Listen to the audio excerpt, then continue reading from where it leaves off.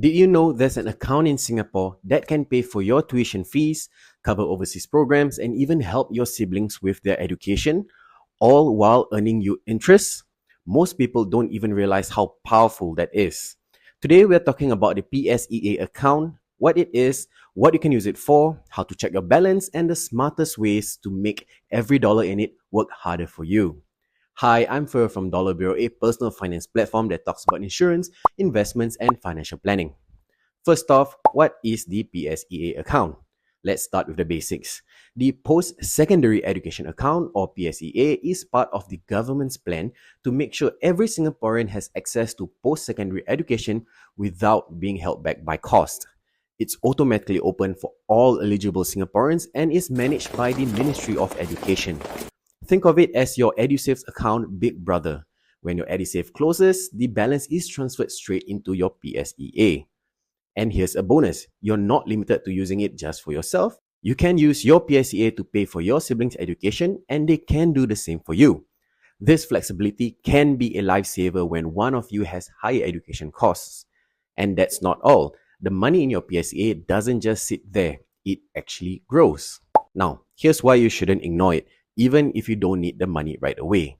It earns a 2.5% interest per year, and that's the same as the CPF ordinary account rate, and it's guaranteed by the government.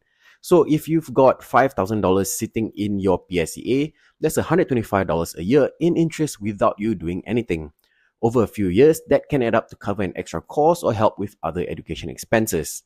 If you'd like to learn more about how the CPF ordinary account works and why its interest rate matters, we've got a full video explaining it in detail. I'll add the link in the description below. Now, what can you use your PSEA funds for? This is where things get exciting. The PSEA is more versatile than what most people think. Tuition fees at approved institutions like polytechnics, universities, and certain private schools. Take note, JC and Millennium Institute tuition isn't covered.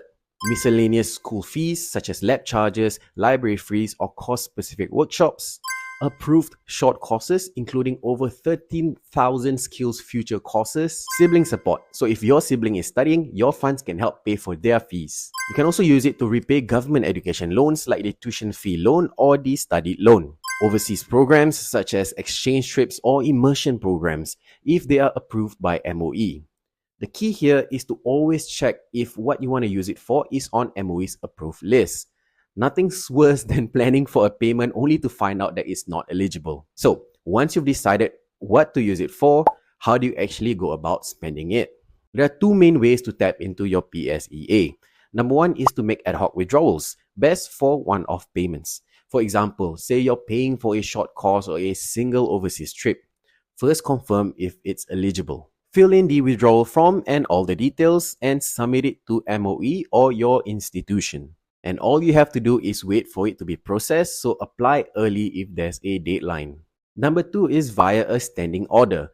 This is great for recurring payments like semester tuition fees, and of course, check that the fees qualify. Fill in the standing order form and submit it to MOE. Once it's set up, payments are automatically deducted every term or every semester, so you don't have to think about it at all. So how do you check your PSEA balance?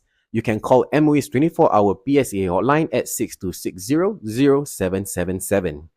Follow the prompts to check your balance, enter your NRIC or birth certificate number when asked, and note down the amount so you can decide how to use it wisely. Now, before I go, here's something important to take note. You need to use your PSEA before you turn 31. After that, whatever's left will be transferred to your CPF ordinary account. While it will still earn interest, it can't be used for education anymore, so plan your spending with that deadline in mind. And with all that, let's wrap things up with a quick takeaway. The PSEA isn't just another government scheme sitting in the background. It's a real tool to lighten your financial load and open up more opportunities. Whether it's taking a skills future course, going on exchange, or helping your sibling with their tuition, the key is to plan early and use it strategically. Don't let it sit idle or get transferred to CPF without even being used for something meaningful. Education opportunities are often once in a lifetime, and your PSEA can make them possible. If you want a clear idea of how your PSEA works, what you can really use it for, and how to stretch those funds to cover more of your education costs, you don't have to figure it out on your own.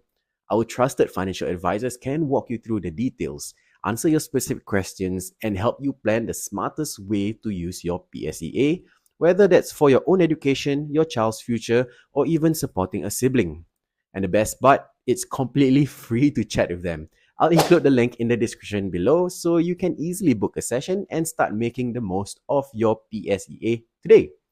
If you enjoyed this video, don't forget to like, share, and subscribe for more practical financial tips. Thanks for watching. I'll see you in the next video.